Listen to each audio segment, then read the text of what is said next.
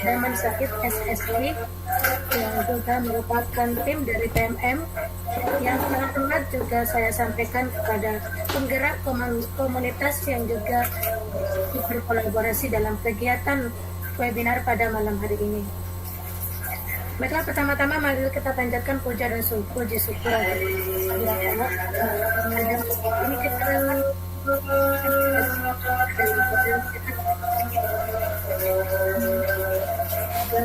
pekerjaan yang baik.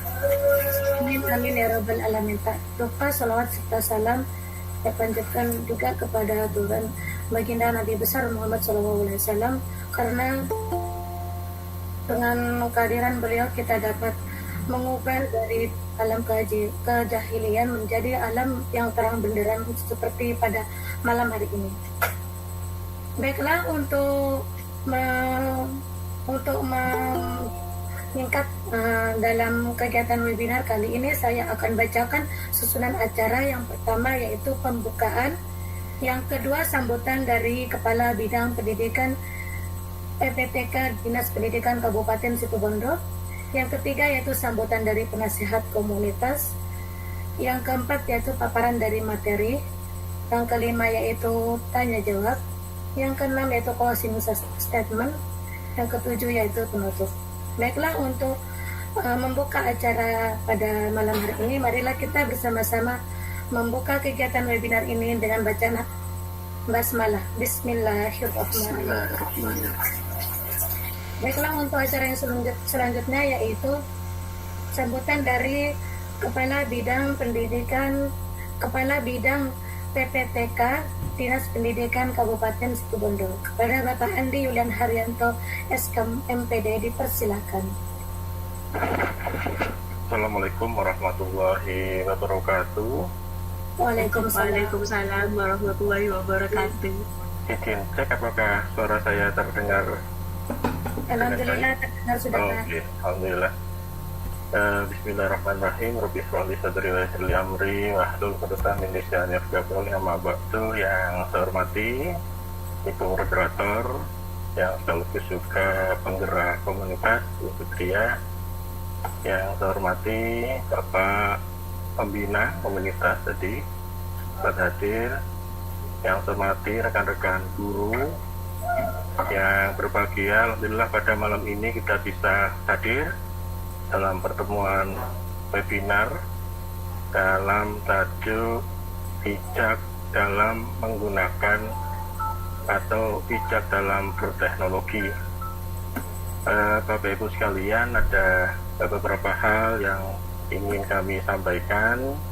Kehormatan bagi kami bisa hadir dalam kegiatan pada malam hari ini. Apresiasi setinggi-tingginya Bapak Ibu penggerak komunitas dan Bapak pembina komunitas yang sudah secara mandiri bisa melaksanakan kegiatan-kegiatan seperti ini. Bapak Ibu sekalian, memang saat ini teknologi itu sudah berada di seluruh lini kehidupan kita. Jadi kita tidak bisa resisten atau menolak teknologi, apalagi kita sebagai pendidik tentu harus menjadi pendidik yang adaptif. Karena apa? Karena siswa-siswa kita atau peserta didik kita itu adalah generasi-generasi digital yang tentu harus atau wajib bagi kita untuk melakukan penyesuaian baik dalam penggunaan konten-konten pembelajaran maupun juga menggunakan platform-platform pembelajaran. Bapak Ibu sekalian, itu yang pertama. Yang kedua, memang saat ini ada keuntungan dan ada juga permasalahan dalam kita guru, khususnya dalam memanfaatkan teknologi. Bapak Ibu sekalian, menurut data statistik memang di 2020 yang saya baca itu ada 338,2 koneksi internet di di Indonesia. Dan pun kelemahannya adalah ada 1,8 juta konten yang diblokir oleh Kominfo.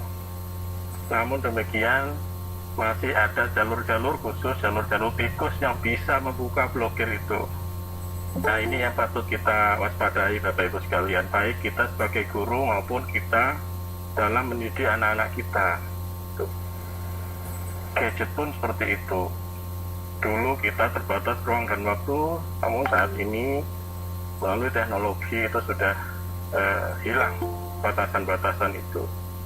Nah, untuk itu Bapak Ibu sekalian, mari kita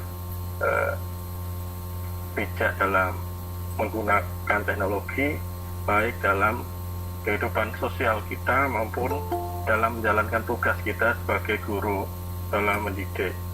Banyak hal permasalahan saat ini, contohnya adalah yang pertama plagiasi karya tulis misalkan yang sebagai akademisi kita itu merupakan hal yang sangat tabu untuk dilakukan, kecuali memang data tersebut data sharing atau open source begitu, itu boleh digunakan sebebas mungkin. Ini yang perlu kita tanamkan dalam diri kita maupun kita tanamkan juga kepada anak-anak kita semua, bijak dalam berteknologi Bapak Ibu sekalian. Juga dalam berkomunikasi, bermedia sosial, mohon berhati-hati. Saat ini kami di Dinas Pendidikan juga menangani beberapa kasus karena guru-guru kita itu kurang bijak dalam bermedia sosial. Jadi Bapak Ibu sekalian, monggo contoh kecil misalkan dalam melakukan komunikasi teks. Banyak yang belum paham jika kita menggunakan huruf kapital misalkan dalam ilmu komunikasi itu berarti teriak-teriak, membentak, apalagi diwarnai merah bold misalkan. Itu yang perlu kita pahami bersama. Monggo kita tingkatkan literasi kita, terutama literasi digital kita sebagai pendidik. Harapan kami nanti setelah mendapatkan materi dari narasumber kita ke depan, guru-guru kita, termasuk saya sendiri, bisa mengaplikasikan dan menjadikan kita lebih bijak ke depan dalam berteknologi. Mohon maaf kami tidak bisa ikut secara terus karena harus melakukan kegiatan yang lain. Ini mohon maaf di mobil karena harus loncat ke kegiatan yang lain. Bapak Ibu sekalian, tetap semangat.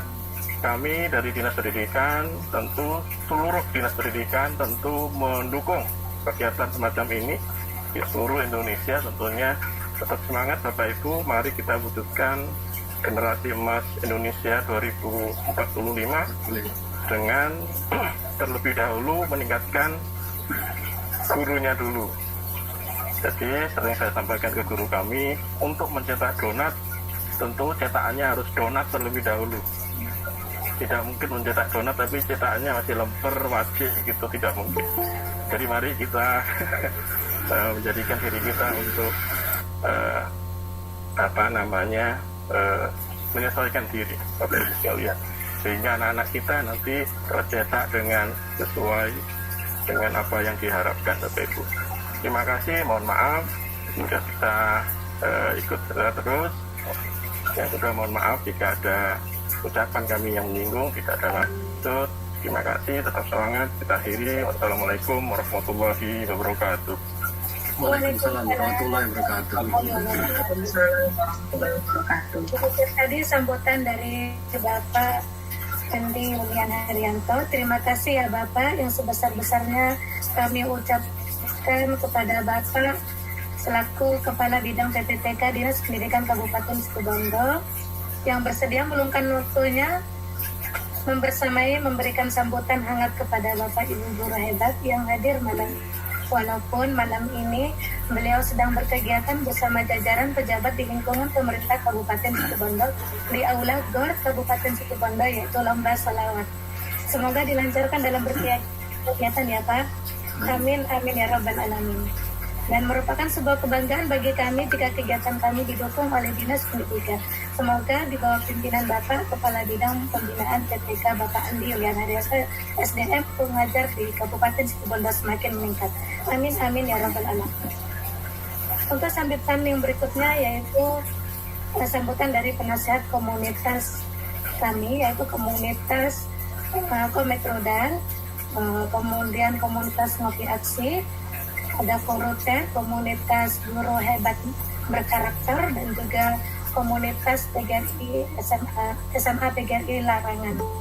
Kepada Bapak Daman Said dipersilahkan. Terima kasih atas waktunya. Bismillahirrahmanirrahim. Assalamualaikum warahmatullahi taala wabarakatuh. Waalaikumsalam. Warahmatullahi wabarakatuh. Salam sejahtera buat kita semua. Yang saya hormati Kepala Dinas Pendidikan Kabupaten Situbondo yang dalam hal ini diwakili oleh Kabid PTK yaitu Bapak Andi Yulian Haryanto Eskom MPD. Yang saya hormati seluruh pengurus komunitas belajar malam ini, ada komunitas edukasi guru digital Komet, ada juga komunitas Ngopi Aksi, ada juga komunitas Guru Hebat Berkarakter Koruter, dan juga ada komunitas belajar SMA Larangan. Yang saya hormati narasumber hebat pada malam ini ada Bapak Abdi Haidar Mukhtar SMPD. Yang saya hormati moderator malam ini ada Ibu Fitria Nurasana. Yang saya hormati juga seluruh panitia webinar pada malam ini. Juga yang saya hormati Bapak Ibu Guru Hebat seluruh Nusantara yang saya tidak bisa sebutkan satu persatu. Sampaikan terima kasih. Pertama-tama saya panjatkan puja dan puji syukur kehadiran Kopi karena pada kesempatan malam hari ini kita masih diberikan nikmat berupa nikmat sempat dan sehat sehingga kita semua bisa hadir, bisa belajar bersama malam-malam hari di sekarang minggu. Di Bapak Ibu tetap semangat Bapak Ibu untuk belajar bersama, kita saling berkobar. Selanjutnya salawat beserta salam mudah-mudahan tetap bertuah timbahkan kita junjungan kita Nabi besar Muhammad SAW yang mana beliaulah yang telah membawa kita selaku umatnya dari alam kegelapan, alam kebodohan menuju alam terang benderang yang seperti kita rasakan bersama pada hari ini. Dan malam hari ini juga kebetulan malam juga kelahiran kita Nabi besar Muhammad SAW. Mudah-mudahan kita masih diberikan syafaatnya oleh baginda Rasulullah SAW. Bapak Ibu Guru Hebat seluruh Nusantara, saya ucapkan terima kasih karena sudah bisa bergabung, bisa belajar bersama malam hari kesibukan Bapak Ibu di satuan pendidikan, tentunya Bapak Ibu guru khususnya selaku pendidik.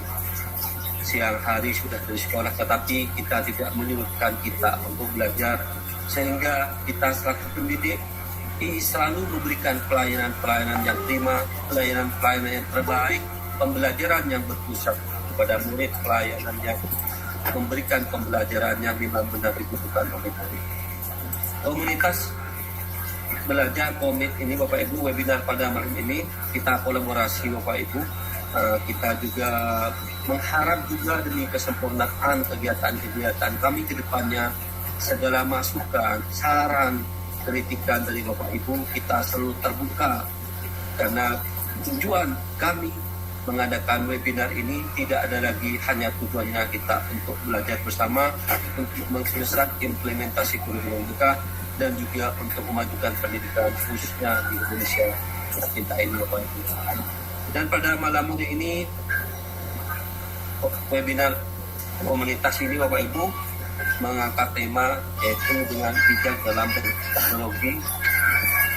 Lalu kita ketahui Bapak Ibu sesuai dengan sambutan dari Pak Kabid tadi bahwa sekarang seiringnya teknologi yang semakin canggih, perkembangan zaman sekarang yang juga semakin canggih, teknologi pun sekarang sangat pesat Bapak Ibu, banyak teknologi yang seakan kita kalau tidak bijak menangininya atau makanya maka kita akan terjumus dengan hal-hal yang nanti akan mendasarkan.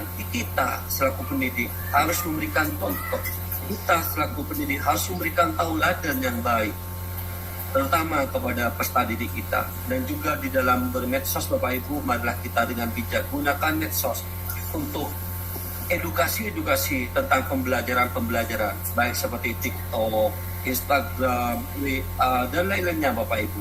Tidak apa-apa kita menggunakan. Seperti sekarang di TikTok, Bapak Ibu, banyak guru-guru Nusantara memberikan konten-konten tentang implementasi kurikulum merdeka, memberikan konten-konten tentang bagaimana praktek baik di dalam pembelajaran, dan juga memberikan konten-konten tentang bagaimana ice breaking, memberikan konten-konten misalkan seperti tepuk profil tepuk profil pelajar Pancasila dan lain. Itu harapannya agar bisa diadopsi oleh pendidikan bisa diadopsi oleh guru-guru Nusantara. Jadi Bapak Ibu, mari kita bijak di dalam berteknologi karena sekarang sudah sangat canggih, Bapak Ibu. Juga ada siber dari kepolisian, Bapak Ibu. Mari kita jaga marwah kita, jaga martabat kita selaku pendidik. Ayo harumkan dunia pendidikan ini, Bapak Ibu, seperti itu. Bapak Ibu, tanpa berlama-lama, Bapak Ibu, saya ucapkan terima kasih yang sebesar-besarnya kepada seluruh guru Nusantara yang sudah bergabung pada malam hari ini. Karena Bapak Ibu sudah meluangkan waktunya, simak dengan baik-baik apa paparan dari narasumber sehingga nanti yang diberikan oleh narasumber bisa bermanfaat, berdampak juga untuk peningkatan SDM, Bapak Ibu. Saya juga mewakili 4 komunitas yang kebetulan pada malam ini kita kolaborasi, Bapak Ibu. Apabila dalam penyelenggaraan ini tidak sesuai dengan keinginan Bapak Ibu, mohon maaf yang sebesar-besarnya.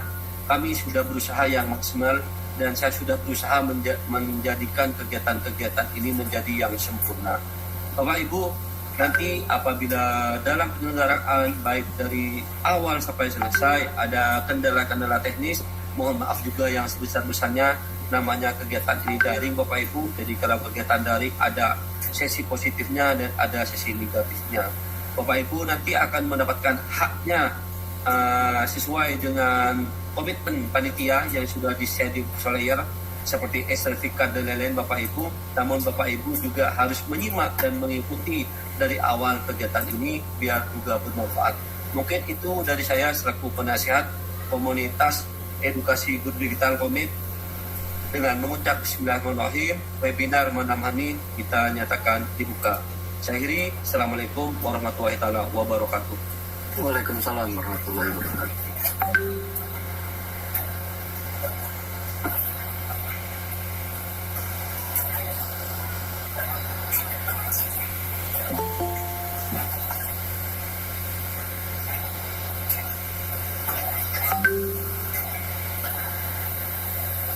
Mic-nya Bu Fitri.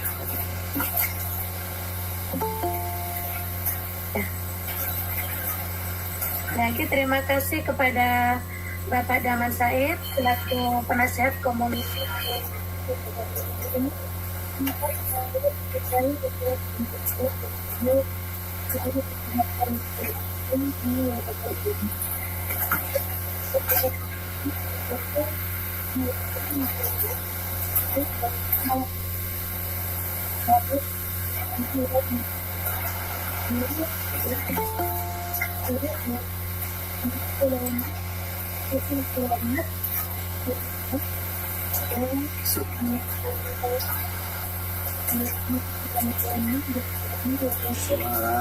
Suaranya nggak jelas. Oh, Suaranya nggak suaranya. jelas. Oke. Nah, seperti ini belum jelas. Nah sekarang udah Bu, Udah jelas. sudah jelas. Baiklah, saya akan bacakan dulu profil narasumber pada malam hari ini. Nah, beliau adalah Bapak Ang Baben Haidar Mukhtar, Eskom MPD. Beliau pendidikan di Education in Math and Science di tahun 2011 hingga 2015 dan juga di Science di tahun 1999 hingga 2004. Beliau juga seorang Google Whisper for Education dan pandu digital Kominfo. Professional Development Training for EOGSE Teachers. Beliau juga speaker for Creating Online Model of SMA 57 Jakarta. Beliau juga speaker with topic modifying inclusive student testing question of asosiasi guru belajar. Dan juga banyak karir-karir beliau di dunia pendidikan dan juga teknologi. Beliau juga seorang guru yang mengajar di Sevilla Pulau Mas Jakarta.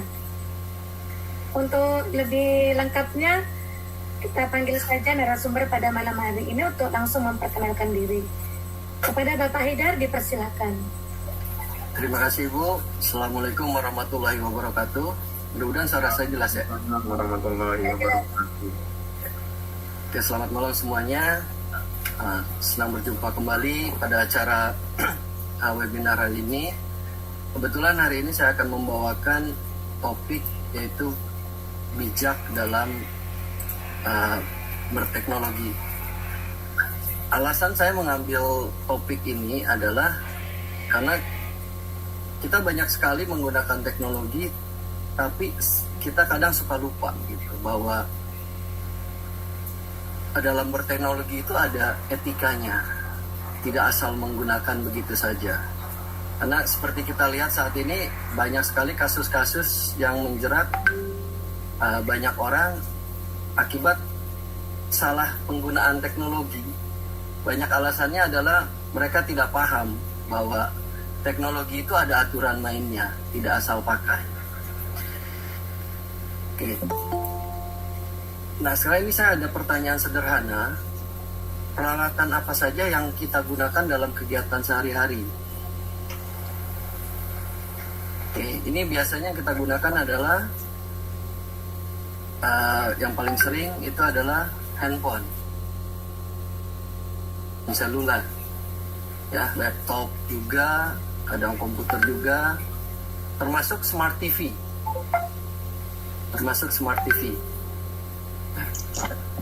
Apalagi sekarang untuk di televisi kita dipaksa dengan beralihnya dari analog menjadi digital, mau tidak mau kita harus membuat TV kita bisa menerima tangkapan digital. Banyak perangkat tambahan yang tadinya hanya untuk TV biasa, tapi sekarang TV kita bisa dirubah menjadi smart TV dengan menambahkan perangkat yang baru. Pertanyaan kedua adalah apakah kita sudah menggunakan sesuai dengan penggunaannya? Mungkin menurut Bapak Ibu apakah sudah sesuai penggunaan perangkat tersebut? Mungkin bisa dibantu dijawab? Sudah. Sudah ya? Yakin sudah? Sudah, insya Allah. Amin, alhamdulillah kalau begitu. Oke. Nah, setelah kita tahu bahwa kita merasa bahwa ini sudah sesuai penggunaannya, dengan perkembangan teknologi sekarang, apakah kita merasa aman dengan kemajuan teknologi ini? Atau malah kita cenderung Tidak, belum aman. Nah, di sini insya Allah saya akan sedikit membahas gimana caranya kalau merasa belum aman. Nanti saya ada tips dan trik supaya kita merasa tetap aman. Oke, berikutnya apa ada hal yang hilang dari kehidupan kita dengan perkembangan teknologi ini? Jika ada. Contohnya? Ada banyak. Jadi kita bisa komunikasi kadang-kadang dengan keluarga. Justru makin sering memilih untuk HP terus, jadi jarang berkomunikasi langsung. Oke. Hilangnya sopan santun. Iya, kurangnya sopan santun, iya. Jadi ternyata teknologi itu berkembang, tapi ternyata ada yang harus kita korbankan juga tanpa kita sadari. Nah, sekarang kita sedikit membahas mengenai teori sedikit. Ini mengenai teknologi. Ini menurut beberapa ahli yang saya kutip, teknologi itu merupakan salah satu pembahasan sistematis atas seni terapan atau pertukangan. Ya. Ini yang Sebentar.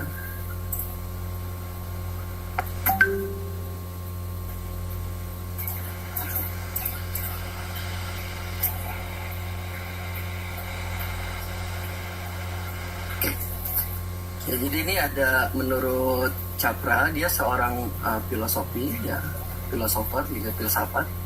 Dia menyatakan bahwa teknologi itu merupakan pembahasan sistematis atas seni terapan atau pertukangan. Kemudian ada pendapat dari Saliman dan Sudarsono, teknologi merupakan suatu ilmu pengetahuan yang mempelajari mengenai pembangunan dan juga industri. Kemudian apabila kita merujuk kepada KBBI, Kamus Besar Bahasa Indonesia, pengertian teknologi adalah sebuah metode ilmiah yang digunakan untuk mencapai tujuan praktis dan merupakan salah satu ilmu pengetahuan terapan. Kemudian menurut Toynbee, teknologi merupakan ciri dari adanya sebuah kemuliaan manusia, di mana hal ini membuktikan bahwa manusia tidak bisa hidup hanya untuk makan semata, namun membutuhkan lebih dari itu. Nah, ini beberapa teori. Selain dari situ banyak sekali teori-teori yang membahas mengenai apa itu teknologi. Kemudian berikutnya adalah jenis-jenis teknologi, ya. Jadi teknologi itu sebetulnya banyak sekali. Ini diantaranya ada teknologi informasi, ada teknologi komunikasi, teknologi transportasi, teknologi pendidikan, kemudian teknologi medis, teknologi konstruksi, teknologi arsitektur, kemudian teknologi agrikultur. Dan ini banyak lagi. Ini saya hanya mengambil sebagian kecil saja. Ini yang paling umum, yang paling umum jenis-jenis teknologi ini. Jadi saya tidak akan membahas detail mengenai jenis-jenisnya. Cuman yang paling sering kita gunakan atau kita rasakan itu berkaitan mengenai dari teknologi informasi, komunikasi, transportasi, pendidikan, dan medis. Itu yang paling sering. Nah sekarang sebelum kita membahas lebih jauh lagi, kita ingin lihat pada dasarnya apa sih manfaat teknologi itu. Diantaranya, tujuan teknologi itu dibangun sebetulnya adalah untuk mempermudahkan kita. Contohnya, kita mempermudah penerimaan informasi. Dulu mungkin kita kalau ingin dapat berita ada sebuah kejadian, untuk ada sebuah misalkan taruh kemarin ada kejadian kebakaran di Bukit Teletabis. Mungkin kalau kita masih belum semaju sekarang, itu bisa kita setelah itu kejadian baru sehari atau mungkin 1 minggu kemudian kita baru tahu bahwa ada kejadian, karena lokasi kita agak jauh dari tempat tersebut. Kita bisa mengetahui berita tersebut bisa melalui koran, radio, ataupun dari televisi. Tapi sekarang mudah sekali. Begitu kejadian, beberapa saat kemudian kita bisa lihat berita tersebut ada bersebaran di internet. Baik berita benar maupun berita salahnya. Kemudian berikutnya adalah memudahkan komunikasi antar manusia. Di sini memudahkan komunikasi antar manusia adalah kita mengurangi, dengan adanya teknologi ini, kita tuh dengan yang jauh itu merasa dekat. Kita bisa berkomunikasi, mungkin kalau kita punya teman di luar negeri, kita bisa berkomunikasi dengan mudah. Zaman dulu mungkin via telepon dengan biaya mahal, tapi sekarang dengan biaya yang lumayan murah, kita bisa melakukan video call bahkan. Bukan hanya telepon, kita bisa melihat orang tersebut. Kemudian berikutnya membuat belajar lebih efektif dan efisien. Seperti kejadian kita kemarin pada saat kondisi COVID, hampir 100% sekolah-sekolah mengadakan pembelajaran online. Kita tidak ada interaksi langsung, hanya via online. Bahkan mungkin di daerah, mohon maaf, itu hanya cukup via WA. Tapi di beberapa kota atau di beberapa daerah dia langsung seperti kita sekarang saat ini, dengan menggunakan media video conference seperti ya Google Meet ataupun Zoom dan lain sebagainya. Kemudian guru juga dipaksa harus melek teknologi, membuat video, dipublish di YouTube, membuat buku online, yang sebelumnya mungkin itu hal baru yang jarang kita lakukan. Kemudian selain itu juga ketika untuk di bidang kesehatan ini mempermudah diagnosa suatu penyakit. Mungkin kalau dulu ketika kita ada gejala kita butuh 1 hari, 2 hari, 3 hari, sekarang cepat sekali. Kita ambil kejadian COVID kemarin. Untuk pemeriksaan dengan menggunakan PCR, itu cukup beberapa jam kita sudah terima hasil. Kemudian 5-15 menit itu sudah cukup. Tidak perlu menunggu sampai berhari-hari. Walaupun sebelumnya kita menunggu agak lama karena keterbatasan alat. Tapi secara proses itu sangat cepat sekali. Berikutnya, mempermudah transaksi keuangan. Dulu-dulu ketika kita mau belanja, hanya orang-orang yang kalau mau langsung pakai kartu. Kalau sekarang cukup kita membawa handphone. Tinggal di-scan, selesai. Atau bahkan sekarang sudah ada toko online, ya tinggal langsung saja transaksi di aplikasi tersebut. Sangat mudah sekali. Dan berikutnya adalah mempermudahkan kita mendapatkan hiburan. Di dunia maya, kita bisa mendapatkan berbagai macam jenis hiburan, baik yang kita inginkan ataupun yang tidak kita inginkan. Baik yang baik ataupun yang tidak baik. Banyak sekali di sana. Terkadang hal tersebut bisa merubah karakter seseorang, bisa juga membuat orang tua semakin khawatir. Dan banyak hal lagi di sana. Itu diantaranya contoh-contoh beberapa manfaat dari teknologi. Kemudian kita baru bahas efek negatifnya seperti apa sih. Oke, diantaranya adalah seperti yang tadi Ibu Ai katakan. Salah satunya di sini adalah kita lebih banyak menghabiskan waktu menonton TV ketimbang melakukan hal lain. TV di sini dalam tanda kutip, mungkin kalau zaman dulu TV-nya hanya 1 channel, ya sudah kita ada jam-jamnya tertentu. Atau ketika muncul TV-TV swasta, anak-anak dan orang tua mereka sudah tahu jadwalnya. Jadi akan pada saat-saat tertentu saja mereka akan nonton TV. Tapi kalau sekarang dengan tidak ada aturan harus acara anak kapan tayang, acara keluarga kapan tayang, acara untuk remaja ataupun dewasa kapan tayang, artinya bebas. Ya, pasti kita akan menyaksikan anak-anak kita atau mungkin bahkan diri kita sendiri itu lebih cenderung ya berada di depan TV. Atau kalau sekarang di depan dawai kita, di depan laptop kita, menyaksikan drakor, YouTube, ataupun film-film dengan aplikasi. Kemudian berikutnya adalah kehilangan kemampuan berbaur dengan masyarakat. Tadi sempat disinggung. Karena sekarang kita cenderung lebih sibuk dengan dawai kita. Nah, mungkin kita bisa lihat ketika zaman dulu kita mau berkunjung ke rumah rekan kita atau saudara kita ketok pintu, assalamualaikum. Kalau sekarang ketika kita sampai di depan rumah teman kita angkat dawai kita telepon atau kita tinggal kirim pesan, memberitahu bahwa oh, saya sudah ada di depan rumah nih, saya sudah sampai. Dulu tidak seperti itu, kita manggil ataupun kita mengucapkan salam atau bahkan ya paling sederhana memencet bel atau mengetuk pintu. Jadi ada interaksi langsung, tidak melalui perantara dawai. Dan selain itu juga kita cenderung merasa nyaman dengan dunia maya itu ya, karena banyak hiburan.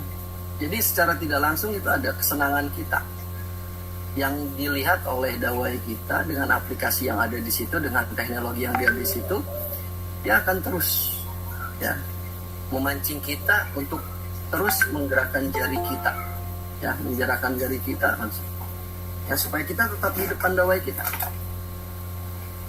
Kemudian berikutnya ada juga pelanggaran hak cipta. Tadi sempat disinggung oleh Bapak Andi juga, ya. Kemudian ya Kinot jadi ketua komunitas juga. Itu bisa dilihat bahwa banyak sekali pelanggaran hak cipta. Yang contoh film, banyak sekali sekarang film-film di bioskop yang kita tidak perlu ke bioskop, tinggal buka buka laptop kita atau buka dawai kita bisa saksikan di sana tanpa melalui jalur atau aplikasi yang resmi. Atau yang lainnya ya sederhana saja, mungkin banyak di antara kita menggunakan aplikasi-aplikasi bajakan, ya. Itu salah satunya. Kemudian berikutnya adalah kejahatan di internet. Sudah seberapa sering sih kita mendengar bahwa internet itu sangat berbahaya, terutama untuk anak-anak yang tiba-tiba dia berkenalan dengan seseorang yang entah dari mana orang tersebut. Buntut-buntutnya adalah penculikan, atau mungkin yang baru-baru saja terjadi, penjualan organ tubuh. Itu via internet. Atau kalau yang lain-lainnya itu banyak sekali kejadian. Kemudian penyebaran virus komputer, ini paling sering. Ini sudah dari dulu. Berikutnya adalah pornografi, perjudian, penipuan, tayangan kekerasan. Karena sekarang tidak ada filter. Berbeda dengan sebelumnya. Sebelumnya itu benar-benar ditata. Kadang kita kalau kita menyaksikan acara di TV dengan standarisasi sensor di Indonesia, kemudian kita bandingkan dengan yang ada di aplikasi, itu akan jauh berbeda. Di situ orang tua akan khawatir sekali. Dampaknya sangat-sangat besar sekali kepada anak-anak, bisa sampai mengganggu psikologi mereka. Karena banyak kejadian di sini, anak-anak yang dari dia diam, tiba-tiba dia menjadi orang lain. Karena setelah ditelusuri, dia menyukai sebuah tayangan di media online yang menunjukkan kekerasan. Dan dia menyukai itu. Akhirnya dia mengimplementasikan di dalam kehidupan kita. Akhirnya ya mau tidak mau harus dilakukan terapi, ke psikolog atau ke psikiater. Ya itu salah satu dampaknya. Kemudian selain itu juga, selain dari yang saya bahas di sini, terutama untuk di sekolah, ya, terutama di sekolah itu bisa dilihat adalah plagiat. Ya, plagiat, mungkin Bapak Ibu yang menugaskan siswa-siswinya untuk membuat sebuah esai atau sebuah tulisan dengan adanya teknologi AI sekarang, bisa melihat bahwa ini bukan karya anak saya, ini karya sebuah teknologi. Ya. Yang lebih ekstrim lagi seperti yang tadi dikatakan dituliskan oleh Pak Agung, itu radikalisme. Radikalisme memang ya dia disebarkan juga, selain langsung dia disebarkan juga dengan media online. Itu hanya salah satunya aja. Nah, sekarang jadi muncullah pertanyaan, apakah perkembangan teknologi itu ancaman atau peluang? Oke. Iya. Oke, ini bisa dilihat di sini bahwa mungkin tanpa kita sadari teknologi yang ada saat ini bisa berubah menjadi sebuah ancaman tersendiri jika teknologi tersebut tidak kita mampu kelola dan justru menguasai kita. Jadi pertanyaannya, apakah itu berbahaya? Jika iya, apa contohnya? Dan bagaimana kita harus bersikap? Karena tadi dikatakan bahwa dengan teknologi sekarang itu kita ada banyak orang yang merasa bahwa saya tidak nyaman, saya tidak aman. Gitu. Jadi apabila kita perhatikan film-film yang bertema teknologi, dari beberapa tahun ke belakang, di mana teknologi itu bisa menguasai manusia? Jawaban saya, mungkin saja apabila kita salah menyikapinya. Tetapi kita mengetahui dasar teknologi itu seperti apa, walaupun kita orang awam, dan kita tahu bagaimana bersikap, ya insya Allah kita akan bisa menyesuaikan menggunakan perangkat kita, bagaimana kita menghandle anak-anak kita, siswa-siswa kita, atau saudara-saudara kita, atau keluarga kita dari pengaruh teknologi yang tanpa kita sadari bisa saja dia jahat sekali sama kita. Banyak kejadian di sekolah-sekolah, dari mulai perundungan, ya, kemudian ya tadi ada plagiat, mungkin ada lagi yang hal-hal yang di luar itu yang agak jahat juga, seperti tadi radikalisme, atau ada doktrin-doktrin yang tanpa kita sadari, atau ajaran-ajaran yang tanpa kita sadari malah mempengaruhi anak-anak kita. Karena berbeda dengan dahulu ya, dahulu mungkin apabila terjadi sebuah kejadian kriminalitas, itu tidak akan diekspos terus-terusan. Apakah Bapak Ibu di sini menyadari ketika kita menonton sebuah berita, ada satu buah berita tersebut akan ditayangkan ulang oleh TV-TV lainnya. Apabila misalkan di kita ada 6 stasiun TV, pasti 6 stasiun TV ini berita yang sama, ya, akan mengulang berita yang sama, dan itu selalu kejadian. Kalau dahulu tidak, karena kita hanya ada satu gitu, ada batasnya. Tapi sekarang semuanya sudah bebas, jadi ya mau tidak mau kita agak kesulitan untuk mengatur itu. Nah, ini ada beberapa dampak langsung, ya. Ini beberapa dampak langsung yang dapat kita rasakan. Pertama, total loss privacy, artinya dengan kita memiliki sosial media paling sederhananya, hampir kita kehilangan privasi kita. Semua orang bisa tahu di mana kita. Kenapa? Itu bukan dari orang lain mencari siapa kita, bukan. Tapi kita memposting dengan sendirinya. Oh, saya ada kegiatan di situ Bondo, saya sedang ke Jogja, saya sedang ke Bali. Kita posting di Instagram kita posting di Facebook kita, di sosial media kita semua, agar orang tahu tanpa kita sadari. Apakah itu salah? Oh, tentu tidak. Itu hak kita. Tapi yang jelas, apabila tiba-tiba orang mengetahui hal tersebut, ya kita bisa lihat dari mana sumbernya. Kemudian ada lagi permanent digital connection to the workplace, ya. Jadi sekarang udah ada hubungan permanen, ya, penggunaan alat digital di tempat kerja kita, segala macam dengan teknologi yang sedemikian rupa. Itu bisa kita lihat bahwa sekarang guru-guru pun diminta lebih inovatif. Artinya mau tidak mau harus menggunakan teknologi. Beberapa tahun yang lalu ketika teknologi mulai digerakkan di sekolah, itu untuk guru-guru guru-guru yang sudah sepuh, yang mau tinggal setahun atau 2 tahun lagi akan pensiun, mereka sangat kesulitan sekali dalam menggunakan teknologi, ya, seperti komputer atau laptop. Sedangkan ada tuntutan harus berinovasi, minimal buat presentasi pada saat itu. Dan juga menjadi kendala.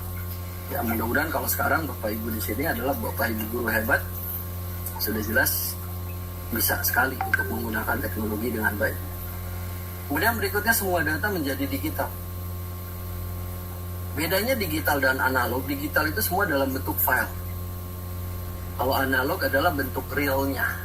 Seperti kita mendengarkan musik, file adalah digital, file musik itu adalah digitalnya, analog itu adalah suaranya. Kita foto, yang kita lihat adalah file digital. Kemudian file aslinya yang kita punyai itu adalah digital, sedangkan file analognya itu adalah ketika kita cetak, itu sudah menjadi analog. Bedanya kurang lebih seperti itu. Kemudian having a totally machine based on workforce, ya sekarang kita lihat bahwa di pabrik-pabrik sudah menggunakan robot menggantikan hasil kerja. Kemudian matinya interaksi manusia. Kita jarang bersosialisasi secara langsung.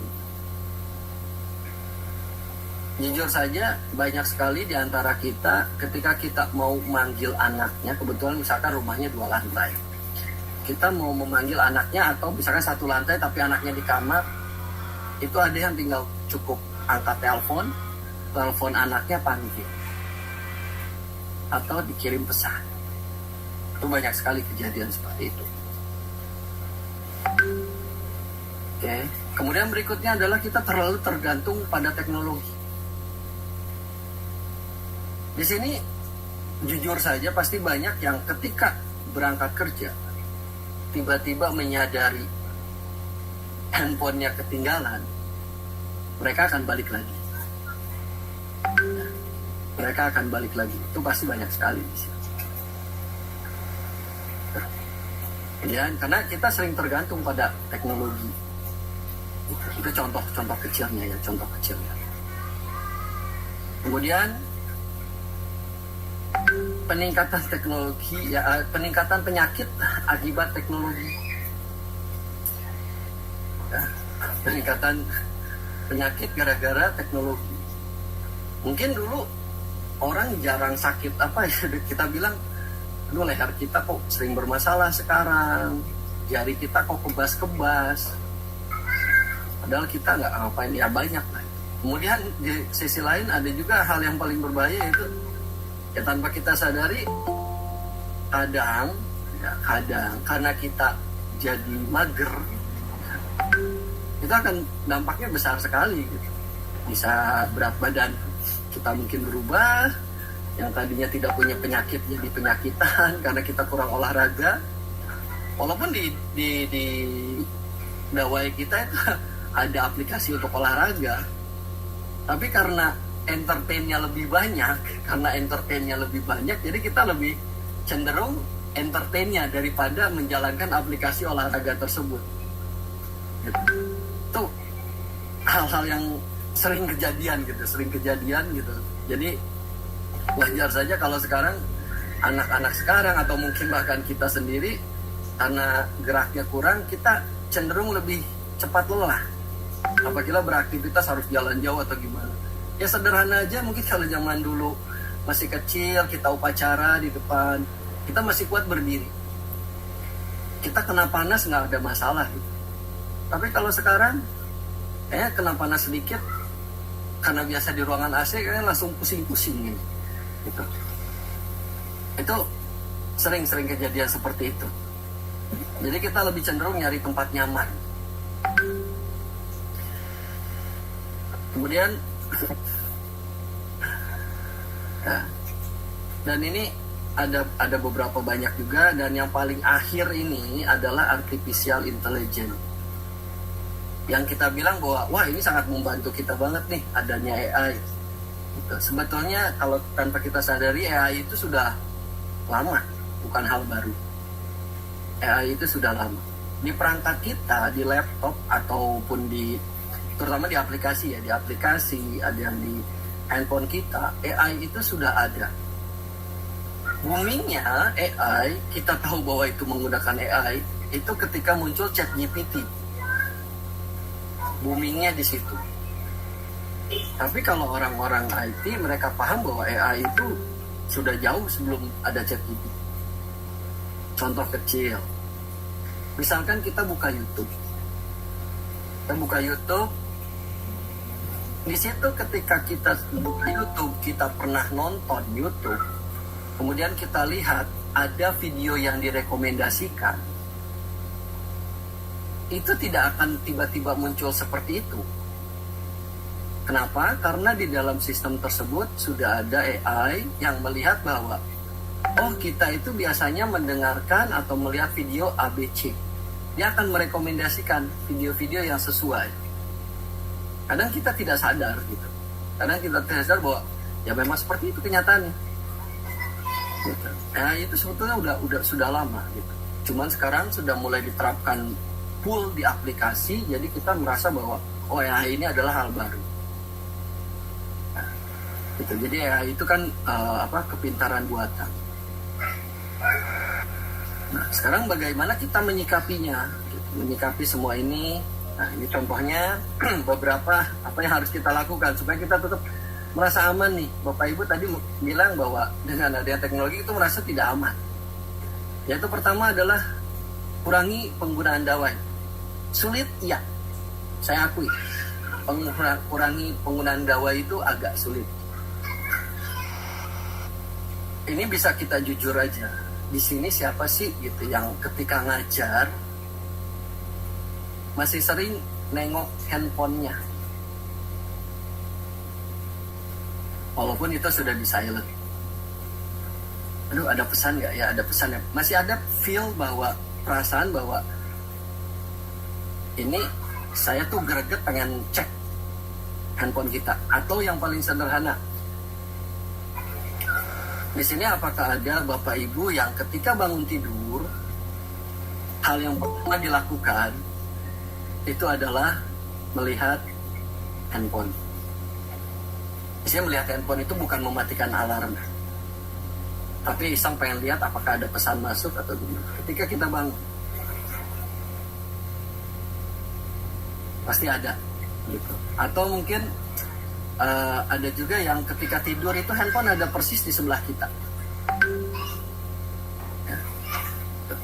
Jadi caranya gimana? Bagaimana caranya kita mengurangi penggunaan dawai? Contoh ya, ketika kita sedang beraktivitas, sudah kita simpan saja. Kalau misalkan kita mau ke ngajar anak-anak itu kita bisa simpan di tas kita atau di laci kita. Nanti kita cek ketika kita sudah ada jam kosong monggo. Tapi ketika mengajar, bagaimana caranya diusahakan supaya handphone itu agak jauh dari kita. Kemudian ketika kita sedang di rumah, terutama misalkan kita sedang berkumpul dengan keluarga, ya, ini mau tidak mau harus diperbanyak interaksi langsung. Jadi tolong dijauhkan dawai, terutama dari anak kita. Dia akan mencontoh orang tuanya. Ketika kita ngobrol, tangan kita masih megang handphone, anak akan menurut. Oh, orang tua saya juga pakai, jadi santai aja. Itu dijauhkan. Ya. Saya juga membiasakan kepada anak saya ketika dia makan, berinteraksi, itu tidak boleh ada handphone. Ketika kita ngobrol, ya handphone jangan ada. Kalau mau ada handphone ya ketika lagi senggang, mau hiburan silahkan. Jadi dengan adanya interaksi seperti ini, kita akan mengurangi ketergantungan kita terhadap dawai kita. Jujur sekarang dawai itu memang penting, tapi mana yang lebih penting daripada keluarga? Karena penggunaan teknologi dawai sendiri itu untuk di Indonesia belum 100% seperti di luar negeri. Ya. Pertama untuk benar-benar membantu ke orang tua, orang sepuh, itu cuman larinya hanya untuk komunikasi. Paling yang jauh-jauhnya ya untuk hiburan. Tapi kita tidak ada sistem apabila terjadi sesuatu dengan pengguna handphone tersebut, si dawai akan otomatis menghubungi bisa ambulan atau kepolisian dengan sendirinya.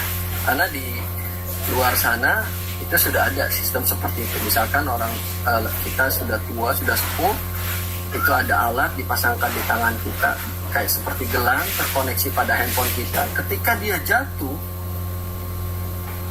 otomatis sistem akan menghubungi rumah sakit, dan rumah sakit sudah paham bahwa ini ada kejadian, langsung diberikan alamatnya di mana, lokasinya di mana, namanya siapa. Dia akan segera datang. Kalau di kita belum ada itu. Jadi kita belum, tapi mungkin kedepannya mudah-mudahan ada. Ya kita masih berharap sih.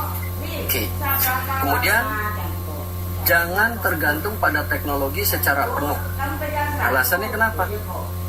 Sekarang kita untuk menyapu ruangan itu sudah ada alatnya. Kalau tidak salah namanya Roomba. Itu robot bulat yang kerjanya untuk nyapu. Ya. Cuci, memang kita masih ada pakai mesin cuci. Tapi itu tidak sepenuhnya dengan teknologi. Kemudian TV, sekarang sudah smart TV. Ya, sudah banyak sekali. Kita mau aktivitas semuanya sudah ada di aplikasi. Kita mau baca. Jujur di sini kalau saya mau tanya dulu, apakah ada Bapak Ibu yang sampai hari ini masih membaca koran atau majalah dalam bentuk fisik, bukan online? Atau membaca novel tapi dalam bentuk buku, bukan novel digital? Nggak ada. Nggak ada, jarang sekali ya. Oke. Nah itu hal-hal tersebut sebetulnya ini yang bisa membuat kita jadi, aduh kok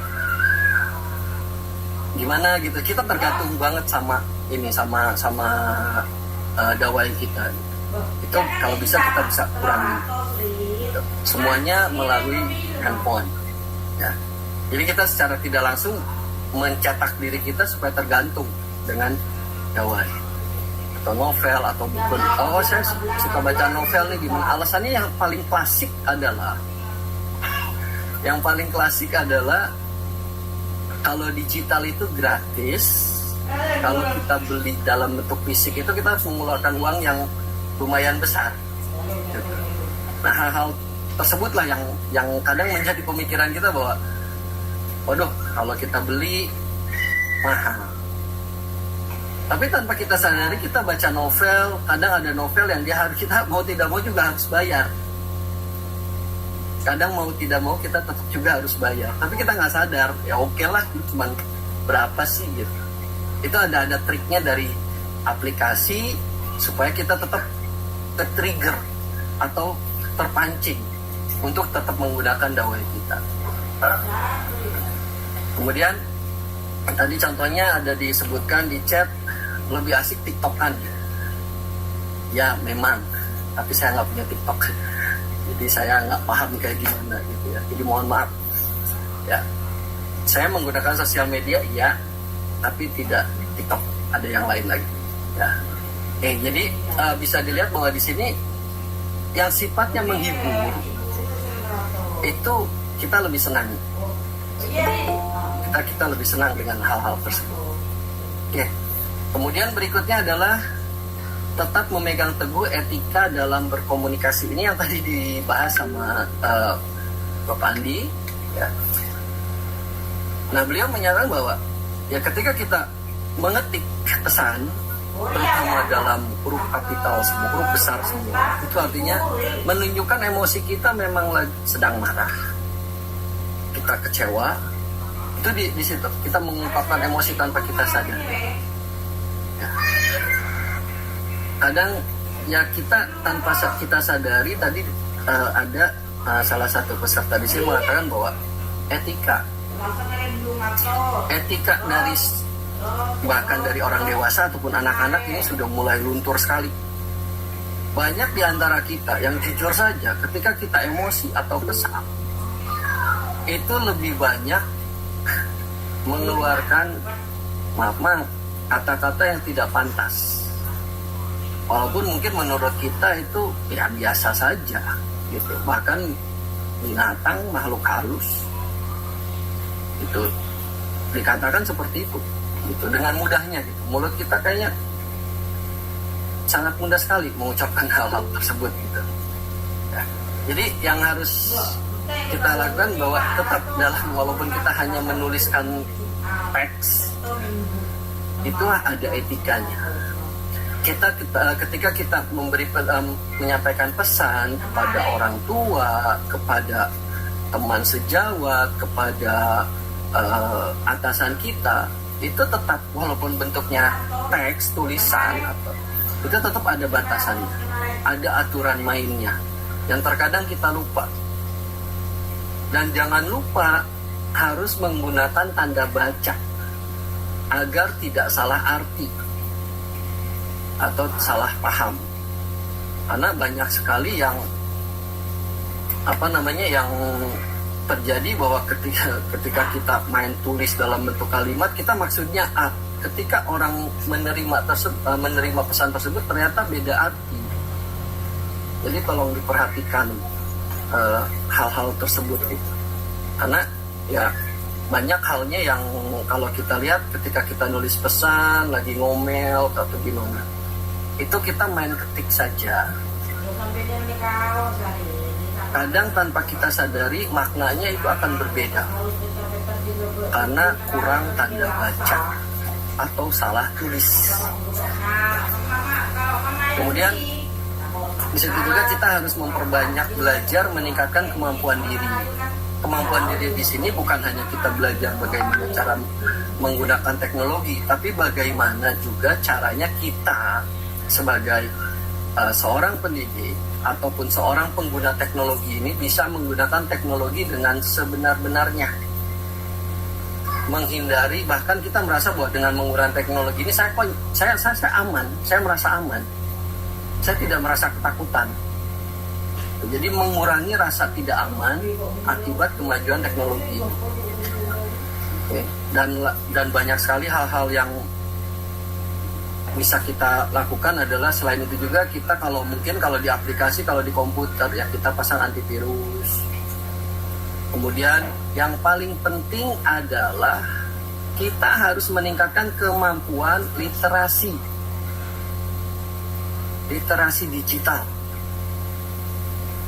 Jujur saja banyak kejadian orang yang terkena penipuan, baik penipuan langsung ataupun phishing, ya, scam dan sebagainya, itu gara-gara atau bahkan termasuk salah satu penyebar berita bohong, itu gara-gara literasinya kurang. Beberapa waktu yang lalu saya di grup guru, saya punya grup khusus guru yang pernah ngajar di satu sekolah. Di situ isinya senior saya banyak di situ. Nah, itu menyebarkan sebuah video tentang perundungan terhadap seorang gadis SMP yang kejadiannya salah satu sekolah di Jawa Tengah, sekolah swasta Jawa Tengah yang berlabel Islam pada tahun 2020. Dengan konteks itu viralkan. Itu kejadiannya sudah selesai ke pihak kepolisian dan sebagainya. Yang jadi masalah kenapa disebarkan ulang? Banyak yang tidak kita sadari bahwa merasa itu adalah anak sekolah, kita sebarkan kembali. Kita tidak berpikir apabila anak tersebut melihat video itu, dia tidak akan trauma kembali. Itu yang jarang kita perhatikan karena kita kurangnya literasi. Makanya saya termasuk salah satu pandu digital dari Kemeninfo. Kita punya tagline yaitu saring sebelum sharing. Ya, saring sebelum sharing. Jadi ketika kita mendapatkan info, kita cek dulu, konfirmasi dulu. Sekarang kita punya AI kok. Kita tinggal buka web browser kita masuk ke Google, masukkan kata kuncinya, nanti akan muncul bahwa ini berita benar atau berita salah. Apabila itu berita salah, sudah selesai di kita saja. Tapi apabila itu berita benar atau kebetulan ada orang lain yang menyebarkan berita salah tersebut, kita tinggal memberikan klarifikasi bahwa berita tersebut tidak perlu disebar, itu adalah berita salah. Sebetulnya mudah, tapi agak sulit untuk dilakukan. Karena kita selalu terpancing dengan kata-kata huruf kapital semua, kata-kata viralkan, Ya, itu yang yang sering menjadi masalah buat kita sendiri, bahwa sebetulnya tidak seperti itu. Nah ini adalah kemudian selain dari teknik untuk supaya kita tetap aman, ya, kita juga harus menyadari bahwa ada bahaya lain dari dunia maya. Ini tadi sempat pertama adalah perundungan secara online. Ini efeknya lebih parah daripada perundungan langsung. Kalau kita lihat berapa banyak siswa sekolah ataupun pribadi seseorang yang, maaf dalam tanda kutip, harus meninggal gara-gara perundungan secara online. Karena banyak orang yang ketika dia menerima perundungan ini karena dia bingung mau cerita ke siapa, ke orang tuanya dia tidak berani, ke guru juga dia serba salah mau cerita, akhirnya dia pendam sendiri. Efek parahnya dia akan mengambil jalan pintas untuk mengakhiri hidup. Banyak sekali kejadian seperti itu. Itu gunanya kita sebagai orang tua itu untuk memberikan kedekatan secara psikologis kepada anak-anak kita, baik anak didik kita ataupun. Kenapa? Ketika mereka merasa terancam, dengan dia tahu kalau dia tuh perlu lari ke siapa untuk dia, tentu dengan batasan-batasan tertentu. Ada yang bisa kita langsung hadapi sendiri, ada juga yang mau tidak mau harus pakai pihak perantara yang lainnya. Itu yang kadang kita lupa. Wah, kita kan ngajar di sekolah, jadi fokusnya ngajar. Kan kalau urusan itu cukup wali kelas. Tidak seperti itu. Mungkin kita lupa bahwa sebagai pengajar itu, kita itu orang tua kedua. Orang tua kedua dari anak didik kita. Itu yang sering kita lupakan. Ya, itu yang sering kita lupakan. Jadi kita harus lebih membuka diri kembali bahwa tugas kita itu bukan hanya mendidik, bukan hanya mengajar atau menyampaikan ilmu saja, tapi kita juga harus minimal ketika anak tidak mau bercerita kepada wali kelas, dia tahu ke siapa lagi untuk menjadi sosok orang tua di sekolah. Berikutnya cybercrime. Cybercrime ini tadi beberapa sudah saya sebutkan. Pertama ada pornografi, ada phishing. Phishing itu ini yang paling sering nih. Ini tolong Bapak Ibu perhatikan. Pasti banyak kejadian, terutama kemarin ketika saat pandemi. Itu banyak sekali yang tertipu adalah dengan ada berita atau ada berupa info menyatakan karena kondisi pandemi, pemerintah melalui Kemendikbud memberikan kuota gratis. Jika Anda menerima pesan ini, silahkan klik link tersebut. Itu adalah salah satu phishing. Tugas phishing itu dia akan mengumpulkan data kita. Kemudian dia akan gunakan untuk hal-hal yang tidak baik. Gitu. Jadi kita, wah ada kuota gratis nih, langsung kita klik. Kemudian kita isi data, dia akan minta untuk menyebarkan kembali.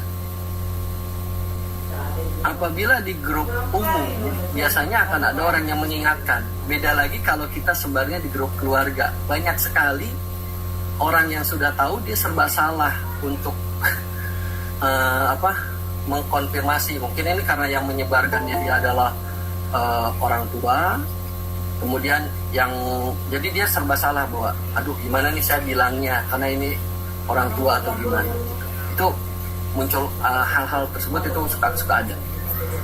Kemudian ada lagi dia smishing. Smishing itu sejenis phishing, tapi dia via SMS. Misalkan, selamat Anda menjadi juara keempat. Untuk konfirmasi hadiah, silakan diklik link ini dengan kode token sekian. Nah, itu adalah smishing, sama dengan phishing tapi dia via SMS. Kalau phishing via WA ataupun via email, jadi mirip dengan scam. Itu sama, dua-duanya adalah mengumpulkan data. Kadang lebih parahnya dia akan meminta kita untuk membayar uang, tapi kita tidak mendapatkan hadiah apapun. Dan modelan hal seperti ini dia tidak akan pernah memberitahukan kita bahwa kita adalah juara pertama. Tidak akan pernah. Karena namanya yang asli, ketika kita menjadi juara, itu pasti akan diumumkan secara luas bahwa oh ini juara 1, 2, 3 dan seterusnya. Dan masih banyak lagi termasuk virus, hacking atau hacker, ya itu di dalamnya ada. Itu adalah termasuk di cybercrime. Kemudian berikutnya adalah cyberpornografi. Cyberpornografi ini, waduh ini yang sangat meresahkan sekali gitu, sangat meresahkan sekali. Yang kasus terakhir kemarin ternyata di kita ada produksinya juga gitu untuk hal ini di Indonesia ya, di Indonesia ada. Ya mungkin kita pikirnya wah ini hanya di luar aja, kalau di Indonesia mungkin hanya ya orang yang ya dalam tanda kutip emang dia sengaja untuk menyebarkan, tapi ternyata ada rumah produksinya juga. Baru beberapa waktu yang lalu masuk ke sudah masuk ke polisi dan sudah ditangani. Kemudian yang berikutnya adalah children trafficking online. Ini penjualan manusia. Penjualan manusia di sini contohnya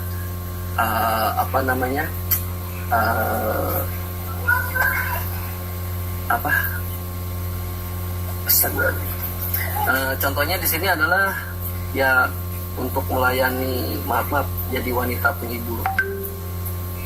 Ya, jadi prostitusi online untuk para pelakunya atau korbannya ini adalah yang di bawah umur. Ya.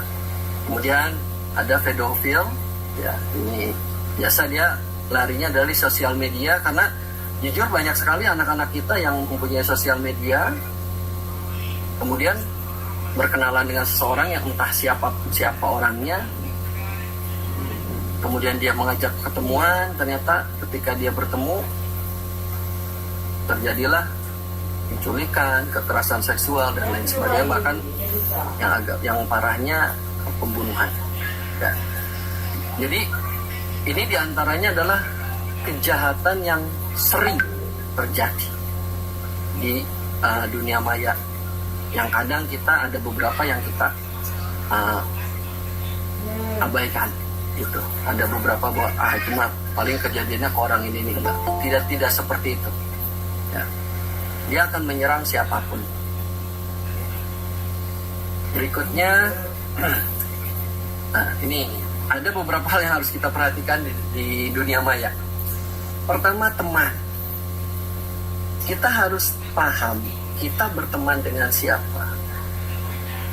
Jujur banyak anak-anak kita, siswa-siswa kita, bahkan mungkin kita sendiri ketika Facebook, Instagram, di situ banyak teman kita sampai 20.000, 5.000 orang, 500 orang. Pertanyaannya sederhana, apakah kita mengenal mereka atau hanya beberapa saja?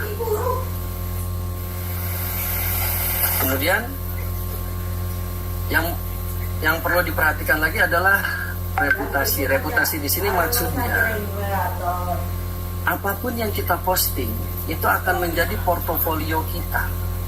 Ada istilah dalam bahasa Inggris, what you post is gonna be there forever. Apa yang kamu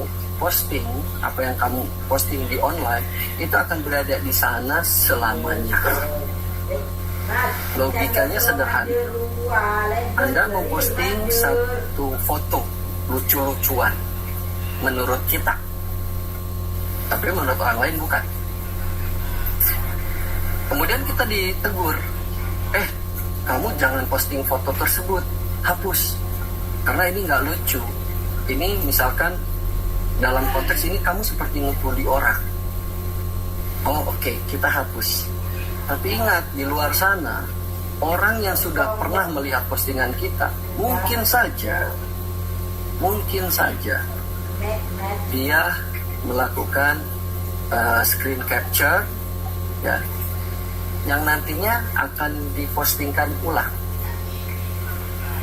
Kita tidak menyebar, kita sudah menghapus postingan kita, tapi orang lain bisa mengulang repost. Makanya ketika contoh di sosial media itu selalu ada kata repost, mempostingkan kembali punya orang atau punya kita sendiri. Itu yang sering kita abaikan.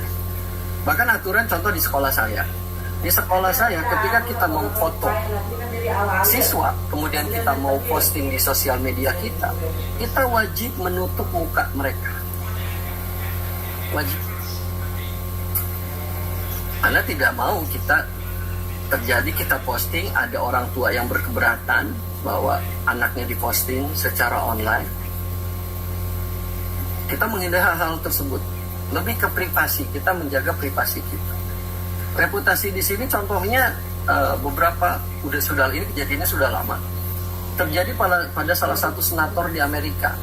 Dia pernah memposting di Facebook dia ketika dia masih kuliah yang sebuah foto yang mengandung rasisme. Kemudian dia diangkat menjadi senator. Dan dia menjadi senator. Kemudian ada orang mempostingkan ulang apa yang pernah dia posting oleh senator ini. Beberapa hari kemudian senator tersebut mengundurkan diri karena jujur dengan postingan tersebut, blueprint dia, portofolio dia itu sudah rusak. Jadi yang perlu kita ingat, apapun yang kita posting di online, media online, itu adalah portofolio kita pribadi. Jadi kita harus lebih selektif. Perundungan, tadi sudah sempat bahas, banyak sekali perundungan yang terjadi. Termasuk kalau di artis-artis itu ada haters. Dia tidak tahu masalahnya apa, dia langsung mencaci maki, menjelek-jelekan orang. Padahal dia sendiri tidak bercermin bahwa dia itu sebenarnya seperti apa. Pertanyaannya sederhana, orang tersebut yang misal artis tersebut itu yang kita jelek-jelekan itu kenal kita enggak? Ya. Kalau kita sebagai orang yang beragama, kita akan paham bahwa dosanya itu akan ke kita. Kalau kita kaitkan ke agama. Dan itu sering kita lupakan. Karena kita nggak suka langsung aja gitu. Emosi kita yang juara. Kemudian etika. Ya, etika bagaimana kita menyampaikan berita, bentuk kalimat seperti bentuk tulisan seperti apa yang pantas gitu. Jangan sampai kita salah menuliskan hingga munculnya nanti adalah salah pengertian. Kemudian berbicara. Nah, ini yang sering kejadian sekarang. Ketika kita berbicara dengan rekan kita, pasti banyak yang bisa Bapak Ibu perhatikan, mungkin rekan-rekan kita ketika kita berbicara, tangan dia masih sibuk dengan dawainya. Atau pandangan dia dengan dawainya. Ketika saya pelatihan di Pandu, ketika kita berkomunikasi itu kita melihat langsung ke orang tersebut adalah di antara kedua mata kita. Langsung bertatapan. Bukan kita memperhatikan matanya, tapi langsung di antara dua belah mata kita. Untuk menunjukkan fokus kita ke orang tersebut. Kita lepas dari dawai kita langsung berhadapan dengan orang tersebut. Di situ kan kita beretika, kita menghargai orang tersebut. Jujur saja, ketika kita berbicara, orang tersebut malah sibuk dengan dawainya, yang ada kita merasa sakit hati. Gitu. Ya. Berikutnya adalah privasi. Tadi privasi sudah saya bahas bahwa privasi di kita semakin berkurang dengan ada sosial media. Kemudian disinformasi, banyaknya penyebaran berita-berita bohong yang tanpa kita sadari kita sebarkan ulang. Itu bahaya sekali. Kemudian kita harus memperhatikan akun pribadi kita. Ya, harus dijaga. Kalau apabila takut di-hack orang, itu ada rutinitas kita mengganti password kita secara rutin, bisa 2 bulan sekali atau kita bisa buat sebuah password yang rangkaiannya unik, terdiri dari huruf, angka, dan simbol. Untuk huruf bisa besar kecil, tapi jangan sampai dengan membuat password tersebut kita sendiri kesulitan. Tapi yang mudah menurut kita, tapi sulit menurut orang. Kemudian atur kembali waktu penggunaan. Ya, atur kembali waktu penggunaan kita. Jangan sampai kita sibuk dengan peralatan kita. Jadi kita merasa bahwa bisa-bisa 24 jam kita di depan gawai kita. Sehingga setelah kita paham di sini, muncullah apakah kini kita sudah siap dengan perubahan teknologi. Mudah-mudahan kita di sini sudah siap. Atau kalaupun tidak siap, kita harus siap. Semuanya itu adalah teknologi itu tidak semenakutkan kelihatannya. Semua itu kembali bagaimana cara kita menanggapinya. Mungkin jadi dari saya pesannya adalah kita harus bisa memaintain diri kita. Satu, tidak tergantung dengan gawai atau dengan teknologi. Kedua, jangan lupa kita hidup di dunia nyata, bukan di dunia maya. Sehingga aktivitas kita, interaksi kita itu harus lebih banyak di dunia nyata. Oke, demikian dari saya. Apakah ada pertanyaan? Bahkan saya kembalikan ke Ibu Fitri. Terima kasih. Terima kasih Pak Haidar. Wah, luar biasa sekali materinya ya malam ini. Kita bincang berkaitan lagi cara penggunaan perangkat, bagaimana berhubungan interaksi di dunia maya, dan bagaimana seharusnya lebih banyak di dunia maya atau di dunia nyata. Baiklah Bapak Ibu, di sesi tanya jawab ini Bapak Ibu bisa menuliskan pertanyaannya di kolom chat. Dan sepertinya masih belum ada pertanyaan di sini. Saya coba dulu mungkin ada yang raise hand. Tadi sepertinya ada yang raise hand atau sudah menurunkan kembali tangannya. Baiklah Bapak Ibu, saya berikan kesempatan untuk bertanya tentang materi yang disampaikan oleh Bapak Haidar pada malam hari ini dengan topik bijak dalam berteknologi. Oke, mungkin saya sambil menunggu pertanyaan, saya tambahkan lagi ini bagus sekali nih di Ya silakan Pak. Pak Hamad ini sepertinya dunia tidak seperti yang kita pikirkan tinggal again. Oh ini ada Bu Divi ini Raisa. Oh ya ada Pak Divi nih. Silakan untuk membuka mic-nya dan menanyakan secara langsung kepada Pak Haidar. Silakan. Ya, baik Bu Fitria, izin bertanya pada Bu Fitria. Terima kasih atas kesempatannya. Perkenalkan, nama saya Divi Deofila. Saya berasal dari Kota Padang. Di sini saya sangat tertarik dengan materinya karena keseharian kita sekarang itu banyak yang memakai yang namanya gawai dan alat-alat teknologi yang mendukunglah sebagai keseharian kita. Jadi di halnya di sini seperti yang Bapak Haidar bilang tadi, banyak kita yang minim sosialisasi dalam mengefisiensi alat ini. Contoh ya seperti yang Bapak bilang, kalau kita dulu masuk ke rumah orang kita biasanya ketok pintu gitu kan. Iya. Kemudian kalau kita sekarang main telepon, kita udah di luar gitu. Jadi artinya ada plus minusnya yang terjadi pada hal dalam bermedia. Yang ingin saya tanyakan adalah bagaimana setiap personal kita sebagai pemakai alat untuk meminimalisir terjadinya kesalahpahaman dalam bersosialisasi atau berkomunikasi dalam gawai yang kita gunakan, seperti itu Pak. Jadi supaya kita tidak terjadi intinya miskomunikasi atau salah paham dalam berkomunikasi di media sosial. Terima kasih Pak, Ibu. Iya. Terima kasih Pak Divi atas pertanyaannya. Silakan Pak Haidar untuk menjawab pertanyaan dari Pak Divi. Ya, oke.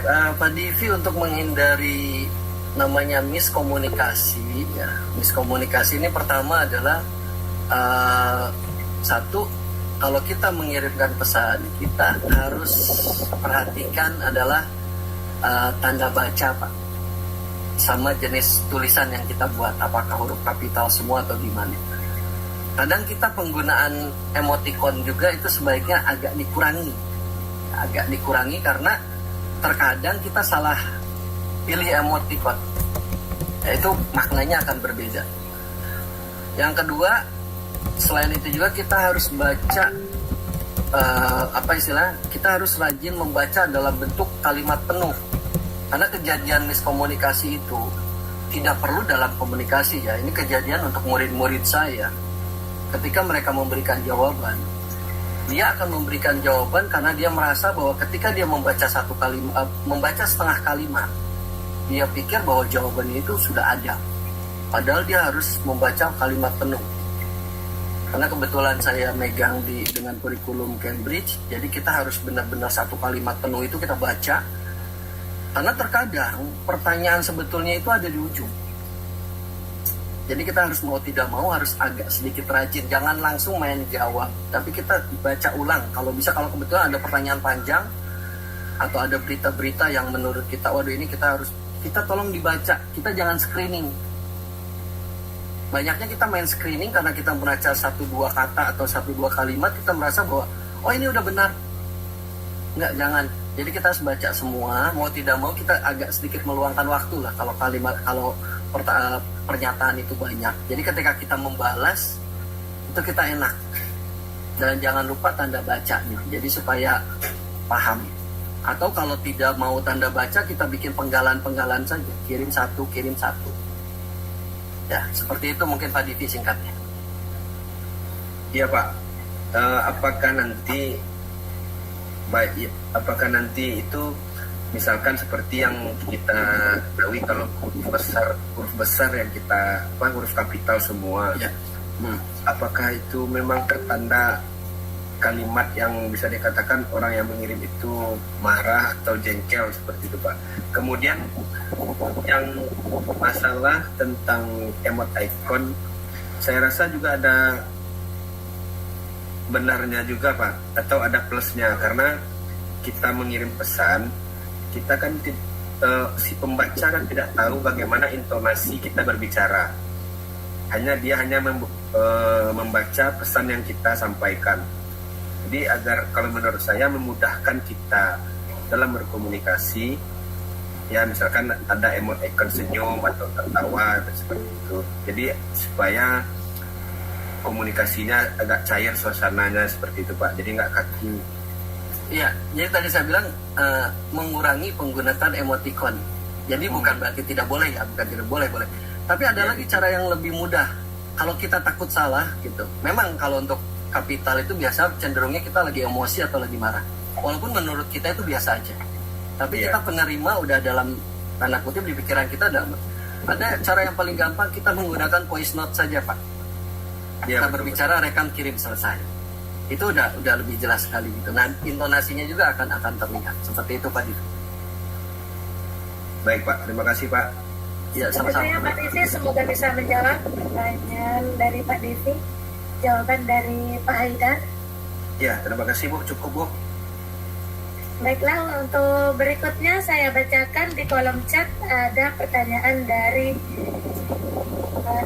Ibu Tini Rostini. Mau bertanya bagaimana caranya agar akun kita aman dan bagaimana cara menghapus akun yang sudah tidak digunakan. Silakan Pak Haidar. Oke, mungkin ini yang dimaksud Bu Ai di sini adalah akun sosial media ya. Ya. Oke, untuk akun seperti ini sebetulnya apabila kita sudah memberikan pernyataan bahwa akun ini adalah dihapus, itu akan otomatis dari database penyedia itu akan dihapus juga. Gitu. Kecuali kalau yang nakal ya. Tapi kalau secara aturan, ketika itu dinyatakan dihapus oleh kita sebagai pengguna, itu akan dihapus dengan sendirinya. Kedua, supaya kita tetap aman, tadi saya bilang rutin kita mungkin kita nggak bisa mengecek bahwa ini ada orang yang pernah nyoba atau tidak ya. Jadi kita lebih sering merubah password kita, lebih sering ya. Di sini bisa tidak perlu seminggu sekali atau sebulan sekali. Mungkin kita merasa, waduh kayaknya ini sudah terlalu lama ya, saya rubah deh passwordnya. Itu saja sesimpelnya. Itu karena kalau kita merasa akun kita kayaknya sepertinya ini ada orang yang mau nyoba atau gimana, itu satu adalah rubah password. Kedua, gunakan pengaman berlapis ya, two layers authentication kalau di istilah bahasa Inggrisnya, gunakan itu. Jadi kenapa? Ketika ada orang yang mencoba masuk password salah, itu akan ada notifikasi ke handphone kita ataupun ke email kita. Jadi kita tahu bahwa oh ini ada orang yang nyoba masuk nih. Cara amannya ya kita ganti password. Itu yang paling sederhananya seperti itu, Bu. Oh, terima kasih Pak untuk tipsnya. Begitu ya Ibu Ai ini, semoga bisa menjawab pertanyaan Ibu Ai. Untuk berikutnya saya berikan kesempatan kepada peserta yang raise hand.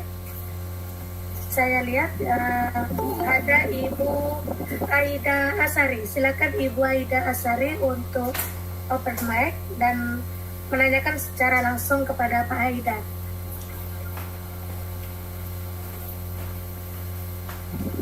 Bu Aida, silakan Bu.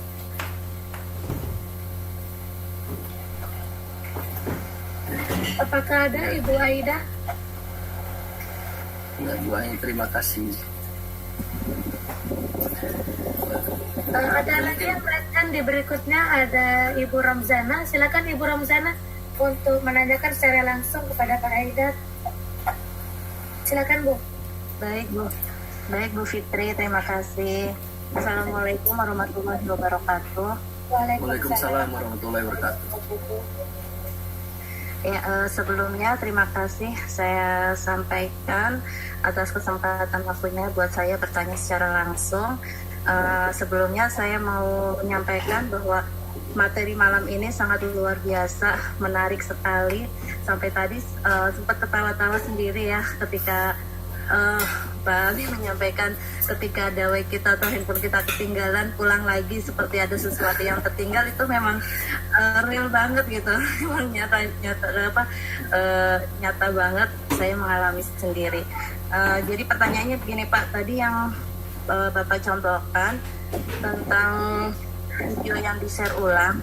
Tadi Bapak menyampaikan yang ada adegan anak SMP perempuan, kemudian ada kekerasan. Itu yang ini bukan Pak? 3 orang laki-laki itu nendang si perempuan itu atau bukan Pak? Yang pukul kepalanya Bu. Iya betul. Nggak, Itu soalnya 2020 Pak, itu Bu. Ya, soalnya baru saja kemarin di grup sebelah itu nge-share video tersebut, kemudian ya seperti itu tadi disampaikan, ayo share gitu supaya Viralkan, ketahuan sekolah mana dan tulisnya, ya. Sekolah mana gitu kan. Nah, saya memang baru pertama melihat video itu dan sebagai guru gitu ngerasa miris sekali gitu.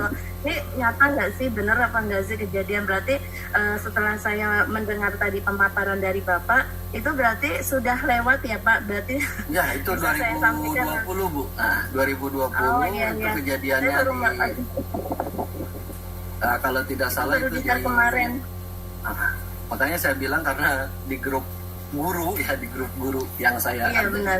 Saya grup guru banyak gitu kan, salah satunya ya itu Iya, ada. iya. Kita lihat ini senior saya ya, gitu. Ini tadi kalau tidak salah sekolahnya itu di sekolah Muhammadiyah ya, SMP Muhammadiyah di Jawa Tengah. Saya lupa persis kotanya itu, saya lupa. Ya, itu memang terjadi seperti itu dan sudah diproses hukum juga. Dan itu sudah selesai. Jadi alangkah bijaknya tadi saya bilang, sekarang dengan menggunakan teknologi AI yang ada di Google misalkan, itu kita bisa langsung masukkan kata kuncinya yang ada di situ, itu akan kelihatan kok Bu.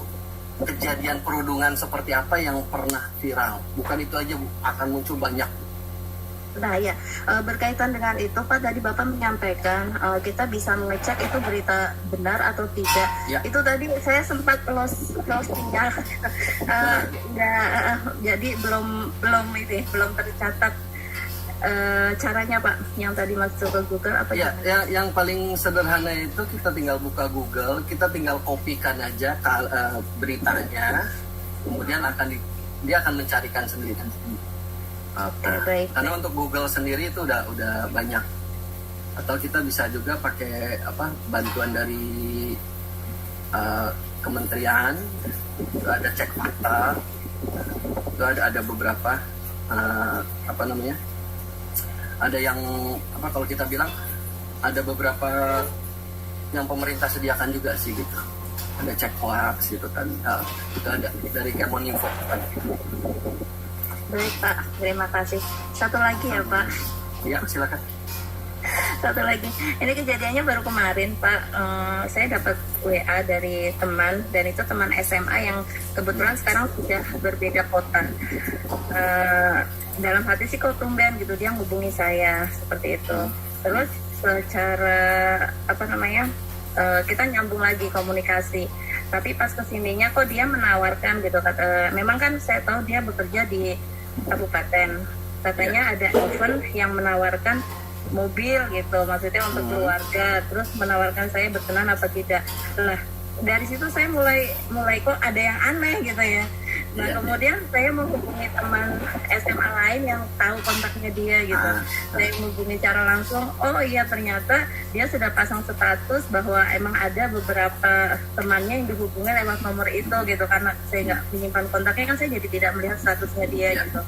Oh iya berarti memang itu berarti penipuan. Nah pertanyaannya, sempat terbesit dalam hati saya itu mau ngerjain gitu, maksudnya saya ikutin alurnya dia sampai mana. Lah itu menurut Bapak sebaiknya bijaknya itu apa kita langsung blokir atau boleh dengan tadi saya bilang atau mengikuti alurnya dia itu, kira-kira yang fatal yang terjadi itu seperti apa kalau seandainya kok diteruskan seperti itu, padahal kita udah tahu itu penipuan gitu.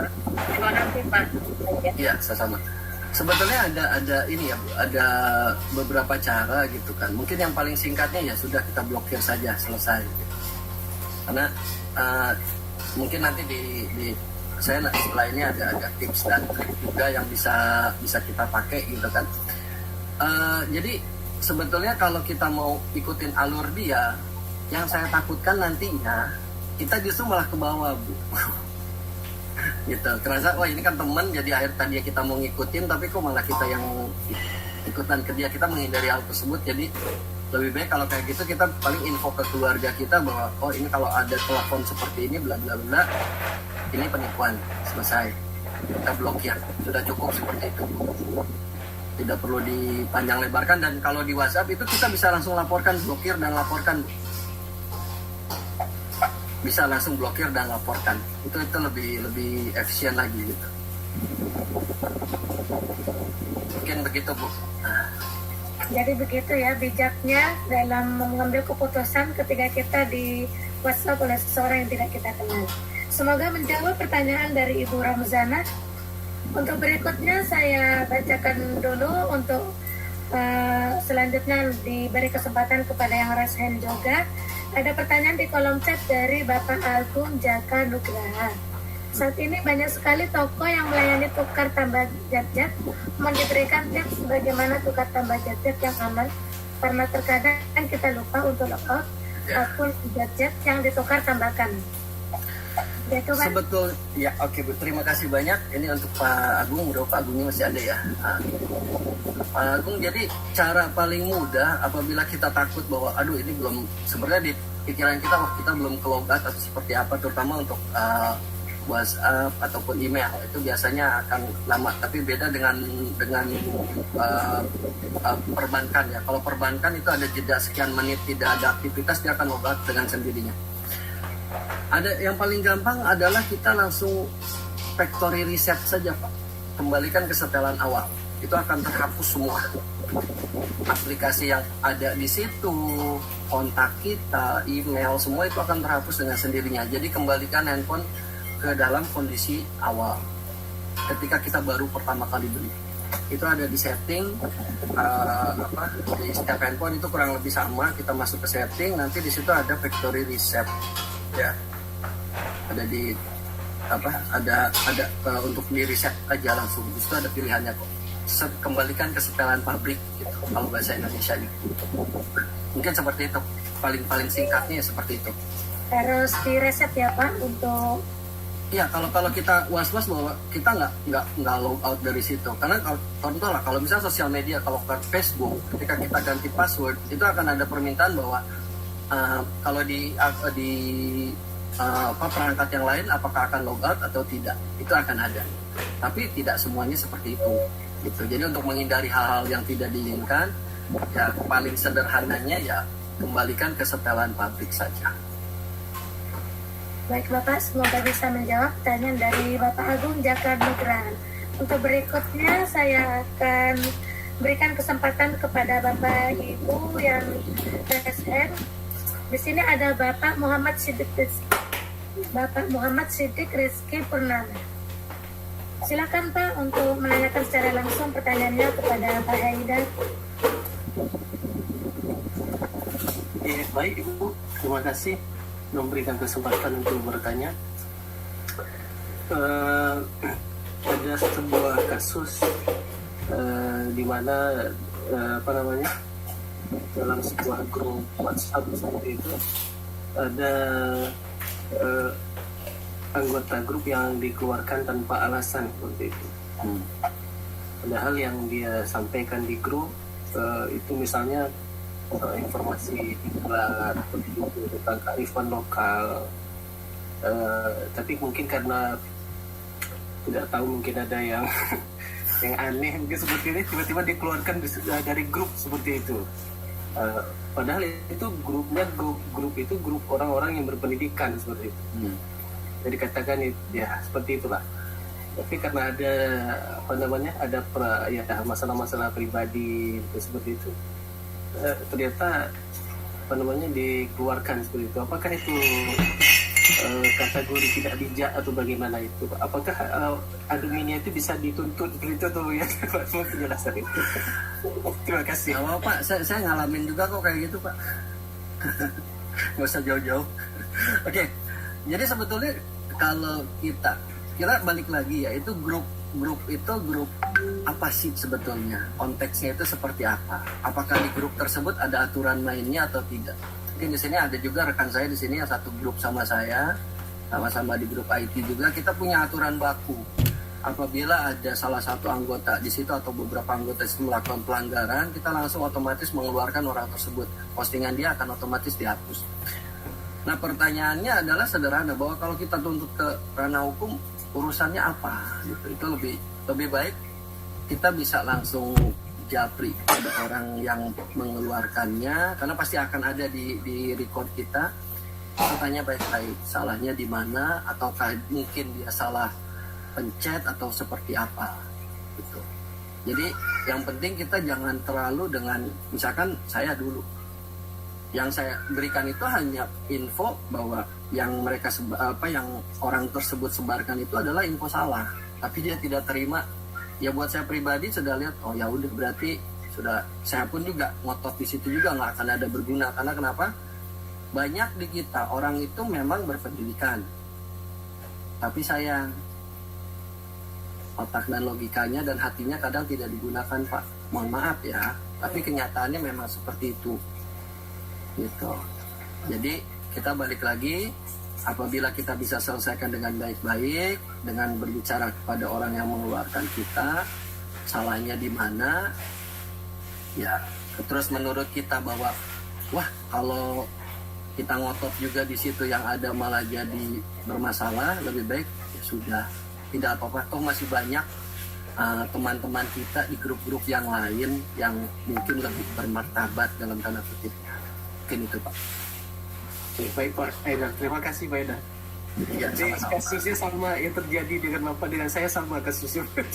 Ya, jadi saya larinya kalau udah kayak gitu, saya tidak mau ambil pusing, jadi ya sudah, tidak apa-apa gitu. Saya hanya menyampaikan yang saya tahu, bahwa yang mereka nyatakan adalah salah, mereka tidak mau terima. Ya, buat apa saya ngotot gitu kalau orangnya tidak mau diberitahu. Itu aja Pak, simpel kok. Oke, siap Pak. Terima kasih Pak atas saran itu. Ya, sama-sama Pak. Semoga bisa menjawab ya pertanyaan dari Bapak Muhammad Siddiq.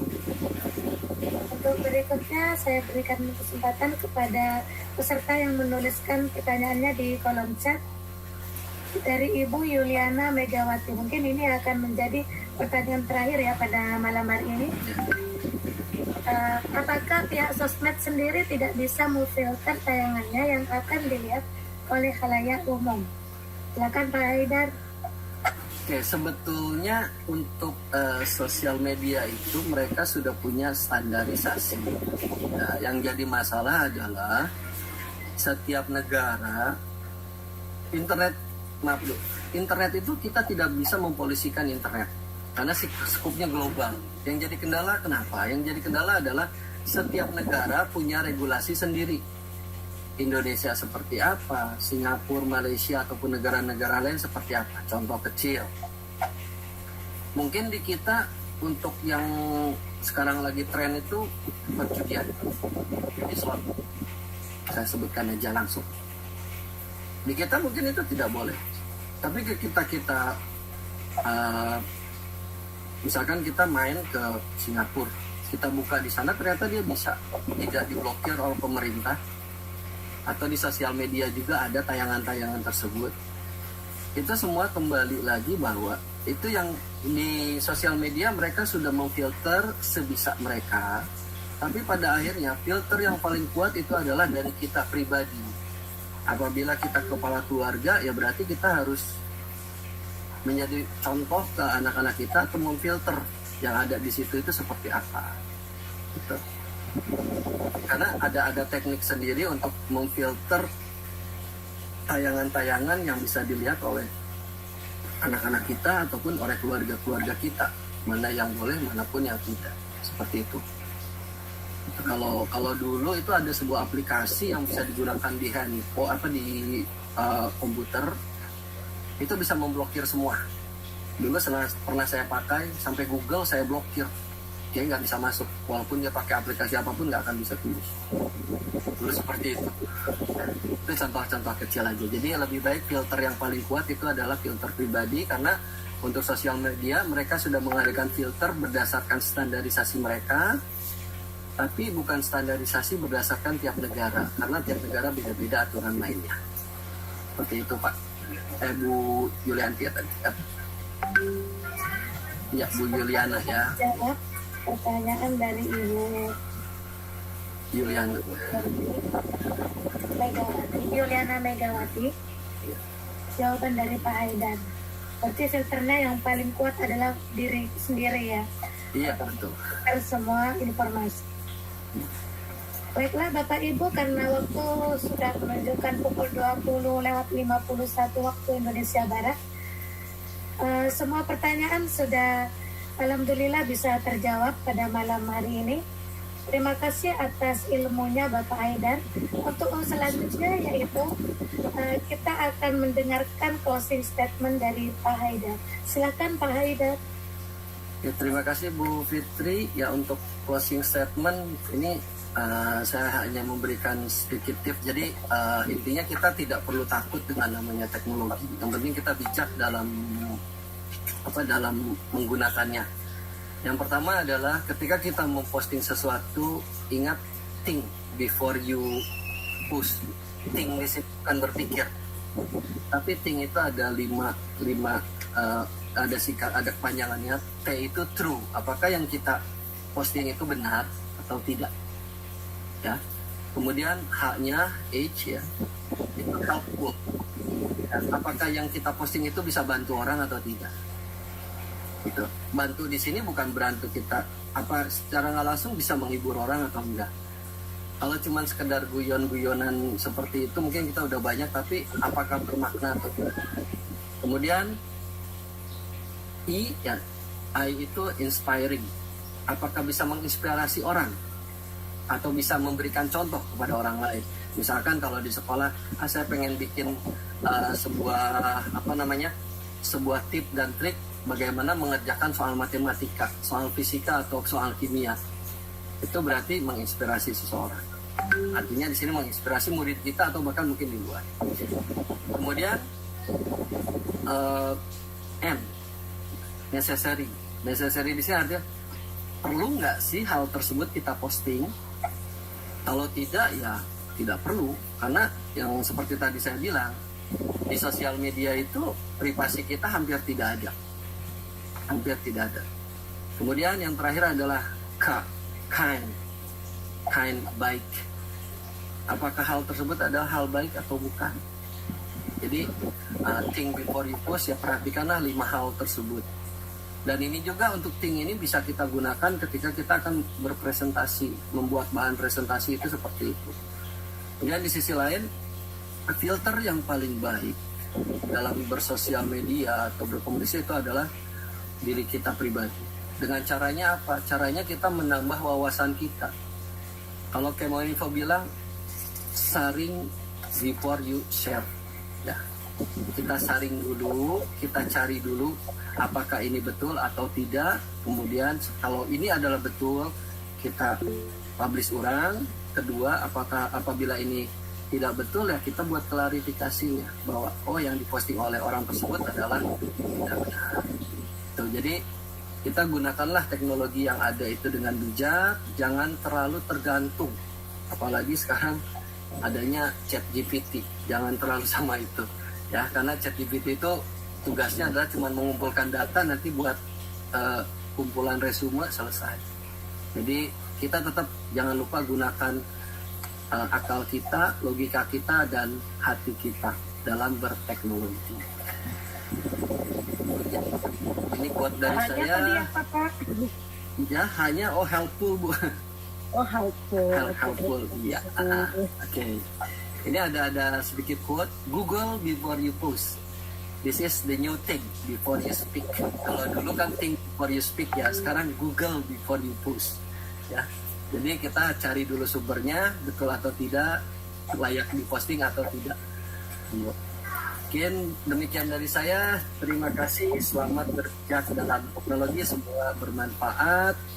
Akhir kata, apabila ada kesalahan dari ucapan saya mohon dimaafkan, karena kebenaran itu hanya berasal dari Allah semata. Terima kasih, semoga manfaat. Selamat malam. Assalamualaikum warahmatullahi wabarakatuh. Waalaikumsalam warahmatullahi wabarakatuh. Waalaikumsalam warahmatullahi wabarakatuh. Terima kasih, Pak. Sekali ya Pak, closing statementnya pada malam hari ini, di mana kita harus mengecek dulu kita harus lebih bijak lagi dalam berteknologi.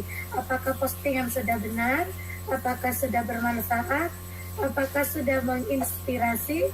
Apakah sudah membantu?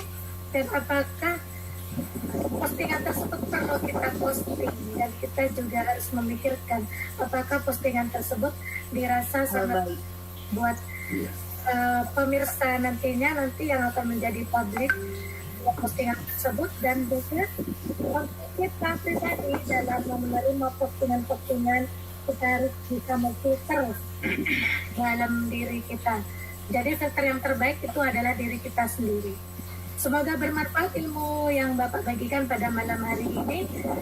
Akhirnya rangkaian kegiatan pada malam hari ini sudah kita lalui bersama, dan atas kerjasamanya oleh seluruh tim kolaborasi komunitas dan juga pada Bapak Ibu guru hebat yang masih luar biasa sangat semangat di malam hari ini dalam mengikuti dan berpartisipasi dalam kegiatan webinar, saya ucapkan terima kasih yang sebesar-besarnya.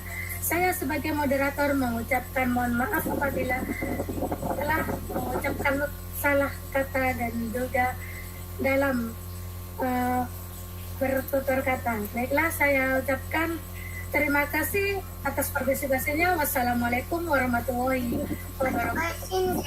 Waalaikumsalam warahmatullahi wabarakatuh. Waalaikumsalam warahmatullahi wabarakatuh. Presensinya di link chat ya.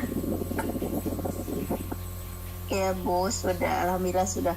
Lagu dari Sabang sampai Merauke yang menggambarkan kehidupan taruna-taruni SMA Negeri 5 Taruna Brawijaya Jawa Timur yang berasal dari Sabang sampai Merauke.